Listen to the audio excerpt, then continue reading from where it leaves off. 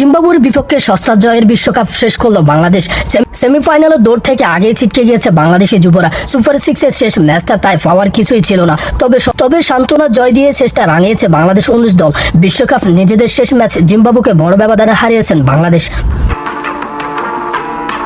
দুর্দান্ত বোলিং করে 5 উইকেট শিকার করে বাংলাদেশকে বড় জয় এনে দিয়েছেন ইকবাল হোসেন ইমন। জিতে আগেই ব্যাটিংয়ে নেমে বাংলাদেশ 50 ওভারে 9 উইকেট হারিয়ে 253 রান সংগ্রহ করেছেন। সুপার সিক্সের শুরু থেকে ব্যাকফুটে থাকা বাংলাদেশ এই পর্বে প্রথম ম্যাচ ইংল্যান্ডের কাছে হারার পরই সেমিফাইনালের স্বপ্ন শেষ হয়ে যায়। জিম্বাবুয়ের বিপক্ষে ম্যাচটা তাই শুধু আনুষ্ঠানিকতা ছিল।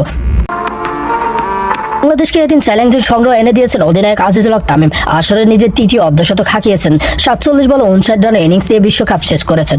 252 রান তাড়া করতে নেমে জিম্বাবু ইমনের তোফে পড়ে মাত্র 84 রানে 6 উইকেট হারিয়েছেন জিম্বাবু।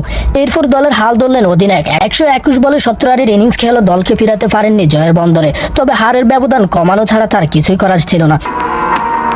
বাংলাদেশি বোলারদের মধ্যে ইমন 10 ওভারে 3 মেডেলে 28 রান দিয়ে 5 উইকেট শিকার করেন। 39 রান দিয়ে 3 উইকেট শিকার করেন আল ফাহাদ।